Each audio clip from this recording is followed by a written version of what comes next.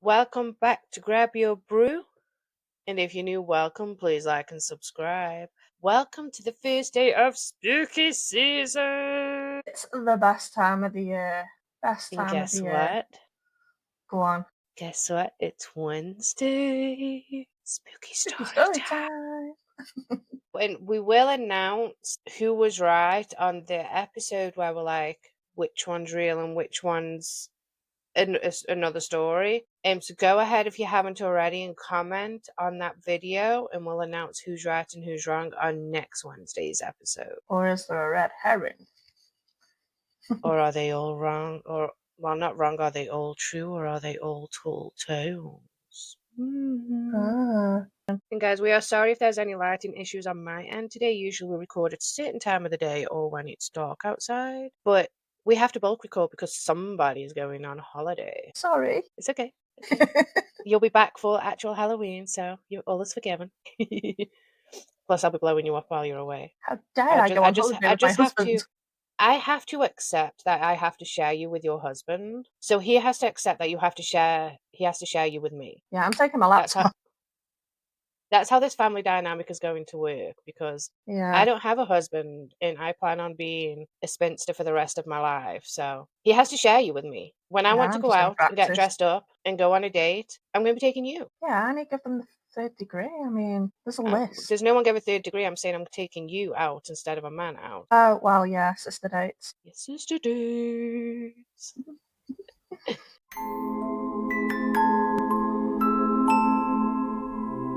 Yeah, so this one is a long one, and it's from one of our viewers. So just to disclose in advance, he doesn't want his real name shared or his specific location or names of certain things because he could be, it's identifiable stuff. Just getting that out of the way. And bear with me because I am going to read it out because it's a long story. And I'm loving that it's set in New Orleans. I mean, New Orleans. Everything in New Orleans. Yeah, I still need to go. I managed to go for 24 hours because it was back when I worked for American Airlines. And we were planning to stay there the whole week. Like, we stayed in the quarters and we were going to go to the Madame Marie house. But when you fly when you wait for the airline, you're on standby tickets, and it's color coded. They're all green, means you're safe. And if you don't get back on time, you are no call, no show, and you get fired. And then a storm came in, and when we were supposed to leave on Sunday, we basically were there for the night. So we got to go to one bar, amazing rum runners, will say, amazing night. But I didn't get to do any of the historical stuff, so we will have to do that and put that on our bucket list because I didn't get to do any of the stuff I actually wanted to do. Food is as well. amazing. I am allergic to shrimp. Not like, oh, I'm going to die from shrimp, but it makes my mouth itchy. But they have the best po' boy sandwiches ever. Oh, that's like my nut allergy, bro. Still eat satay once in a blue moon and just prepare. I'll just chug a bottle of Benadryl. Right then, shall I go? Sorry. Are we ready? We're ready. Ready? Me, myself, and I answering. I grew up in New Orleans on the. I grew up in New Orleans on the Mississippi. I'm Creole. My family has always been steeped in the city's old ways. Hoodoo seances, the whole thread of magic that runs through New Orleans. I mention that because for most of my teens I was the oddball, neurodivergent, logical, and a proud non-believer. I used to call my family my fairy. Sorry. He has a pet fairy, but he's logical.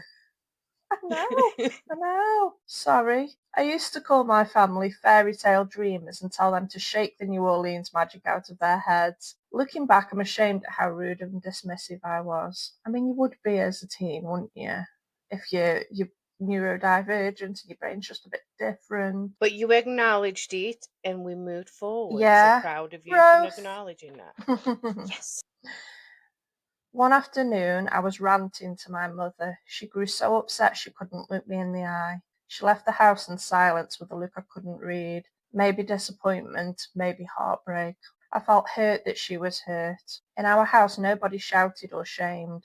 3 sisters, my grandmother, my mother, so I didn't understand the depth of what I'd done. Our home was large, a 6-bedroom, and I slept in the smallest room at the end of the hallway. Directly across from my room was my grandmother's. If both doors were open, you could see from one bedroom into the other. Next to my grandmother's was a small library, and across from that, besides my room, was my mother's office. the room she used for stock, tarot readings, seances, and consultations. That's And the nothing other out of the side of ordinary. no, but New Orleans, acceptance of belief. I should have been Mm, born there, but I wouldn't be good with America as a whole. I'm too yeah. British. I am far too British, and they don't make a proper cup of tea. I I digress. After my mother left, my grandmother left me out in the garden. I went back to my room and lay on the bed, staring at the ceiling, replaying the scene, trying to understand why my family reacted as if I'd committed some terrible sin. Then I heard it, a slow, steady tapping on the wall above my head. 3 quick taps, a long pause, then 3 taps again. It had a mechanical regularity I couldn't explain. We know what three taps mean. Oh, then a Damn it. voice. Between the taps I heard my mother calling my name. That should have sounded ordinary, except she never called me by my given name. She always used my nickname. The voice moved from calling me to asking me to open the door. My door wasn't locked. Neither was hers. Why would she need me to open it? The voice hardened. The pleading turned to vitriol. You little bastard, I should have drowned you when you were born. Oh Open my this fucking door days. now. I had never heard my mother swear at me. I'd never heard a sound like that. I won't pretend I opened the door. I climbed out of my bedroom window onto the wraparound balcony and started toward my sister's room. I won't pretend I opened the door. I climbed out of my bedroom window onto the wraparound balcony and started toward my sister's room. Good The boy. balcony stairs to the yard are there. Good thinking. It'd survive a horror movie. Yes. Yeah. But the voice didn't fade. I could still hear it through the walls. As I passed my sister's window, I saw something across from the banister outside my mother's room. A figure. It wore something like a badly fitted costume of my mother, too small for its crooked frame. Mm, Oh, oh, it's like a poorly formed mimic, isn't it? yeah. Like it's literally just tried on an outfit. Oh. It stood only a second before turning to me and letting out a tone higher than anything human, but just below a dog whistle. It ran, jumped the staircase, and clung to the banister as if it was ready to launch at me. My Then I heard days. feet, and then I heard feet on the metal balcony. Oh. My aunt coming down from the attic, my grandmother running from the garden. I felt something shove me so hard I stumbled down the steps. They screamed for me to run and we bolted. Oh God. So it Oh my wasn't gosh. just him. I stumbled into my mother's shop, breathless, startling the customers. My mother shut the door and instead of scolding or explaining, she surprised me with a quiet line that I'll never forget. I don't teach you things as bedtime fairy tales, but to keep you safe in the real reality of things that go unseen. Oh, Oh, I got goosebumps. I got and goosebumps. me. Look at the Ah, goosies. yeah. I won't go into what my family did that day to handle whatever that thing was. We keep our business private. Discretion is important to them and to their clients. But that night changed me. It was a moment I stopped scoffing and began to research the paranormal, to study the truths wrapped inside myths and local legends. It doesn't pay the bills, so I became a librarian. It lets me read all I want and I still get to chase stories for the rest of my life. Oh, I Ooh. love that. I, and then he just ends it with, I won't give names or locations. We're close and our work depends on word of mouth and privacy. But that tapping, that voice, it proved to me that there are corners of the world where logic only gets you so far. Love it. Love it. I Ooh, hate it for him. yeah. Love it. Yeah, but I think it's good that he finally saw what was around him and his Yeah. family The weren't veil was judgy when lifted per se. and his family didn't judge when he accepted it. They weren't like, do you know what I mean? He went like I told you so. Yeah. Mm. I love that he's a I was, librarian. yeah, it's your dream job right there. Okay, so that being said, I'm going to read you a story from Ari. You serious? I know why that amused me. Anyway, about 2 years ago, I was driving home from a family reunion pretty late at night. The drive was about 2 hours. I didn't stay the night because I had to be back for work the following day. Most of the drive on the road was dense bushes and trees either side. A really creepy theme, much like you see in horror movies. Anyways, I had been driving for about 45 minutes at this time, and I started to get really tired. You know, the type of tired where you suddenly, out of nowhere, could be dozing off into a sleep. Girl, I've been feeling that way for my ear makes me feel that way. I know what you mean. You blink too long, you're asleep. Yeah. Which was very strange because I wasn't sleepy prior to leaving. And I had had a good night's sleep the night before. And I wasn't leaving so late at night that my body would be exhausted. It was late, but not that late. Well, yeah, that happened to me. I knew I wasn't going to last, but I didn't come across any place that I felt comfortable enough to park and safely sleep. After it became clear to me that wasn't going to find a place to pull over and my tiredness wasn't going to go away, I did something very questionable. I pulled over to the side of the road onto the grass, behind some bushes. That is questionable. She would not survive the horror movie. To try and hide my car away from anybody else who was coming past on the road. The roads were empty. I came across a car every few minutes or so. I made a mental note that it was 11:22 p.m. and then I fell asleep. Some time later, I was awoken by a scratching sound. I looked at the clock. 11:50. The sound stopped after a few seconds, and because I was extremely tired, I didn't bother looking around. Why didn't you bother looking around? Sorry. I didn't bother looking around and simply went back to sleep. I was later awoken by the same sound. It was now 12:40. This time it really freaked me out because the sound didn't stop. The thought ran across my mind that it was just an animal inspecting the car. But why would it leave and return almost an hour later, like it did the previous time? I looked in my rearview mirror and just managed to catch a glimpse of something running away into the forest.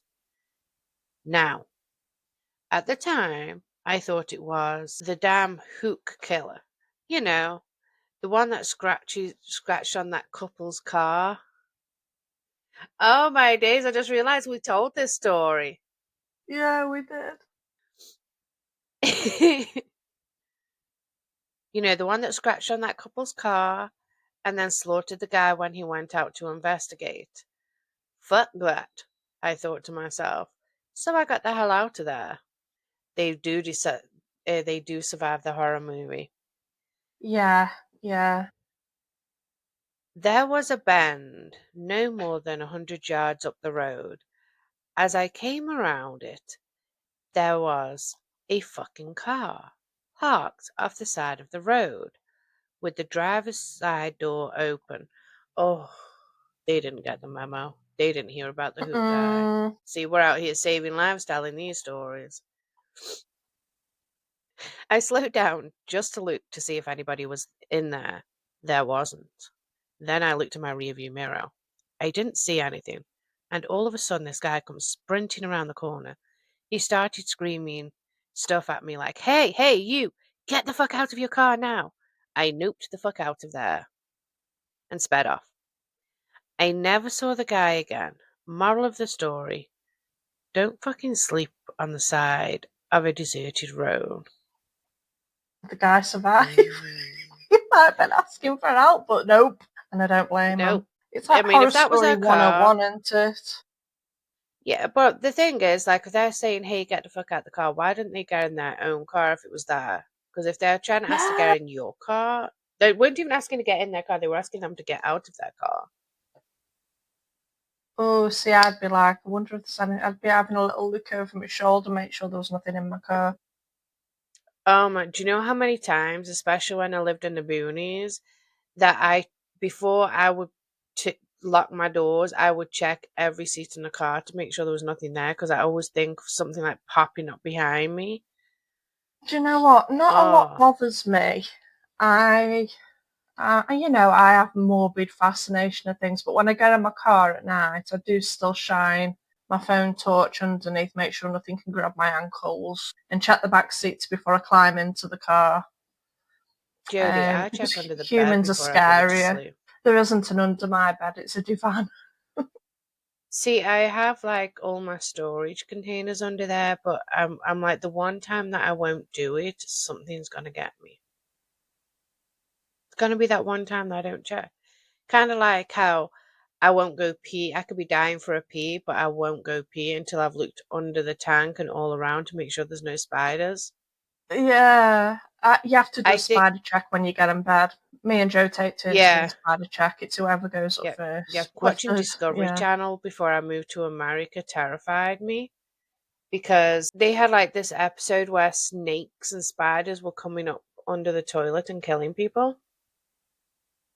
I just wanted to add, about the Okay. checking under the bed. It reminded me of how when we were kids, whoever was on the top bunk was responsible for turning the light off so that That's the why we person on the fought bottom about the bunk bunk could. beds. Yeah, but the thing is, when you were on the top bunk, you used to do all this business because it was a pull cord. So the Yeah. lights would just be going on and off and on and off, and then I'd start kicking you. Bed Wars Part 2. Yeah, Right, it's got another story for me.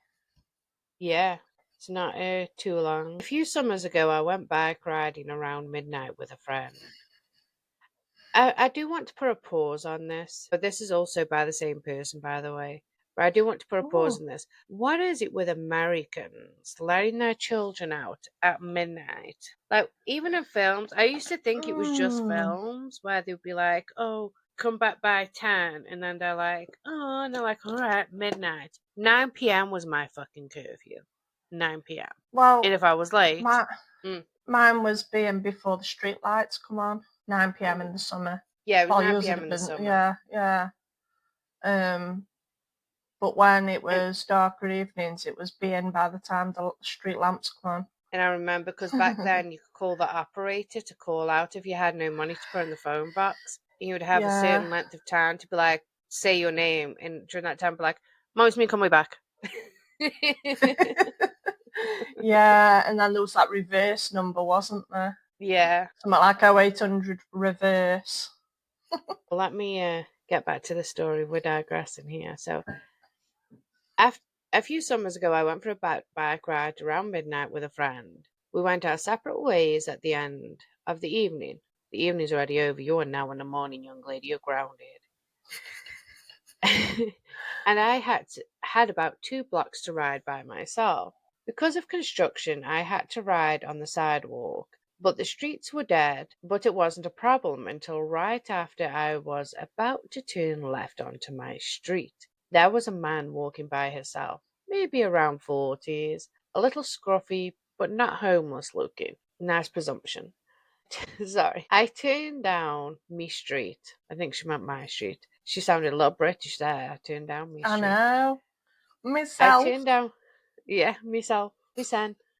I turned down my street and he walked and he started to follow me, literally screaming about how, oh, maybe they are British. Oh, it sounds it with what you're saying. Yeah, but they said So why would it be at sidewalk. midnight? The reason why I think they're British is because Mm, they said look at us ripping people apart, not ripping them apart, but pulling them apart. Because all right, so sidewalk is American, but listen to this yeah, paragraph and tell me if it's British, right? I turned down me street and he started to follow me, literally screaming about how I was a fucking cunt. British. That's British. And he was going to kill me and all of that. Maybe they just write somewhat British American and for people to understand. I don't know. Could But I'm going to be. continue the story. I'm sorry about this, guys. I live right off the corner, British, and I didn't want him to figure that out, so I decided to do another loop around the block. That's not the scary part. Do do do do do do do do.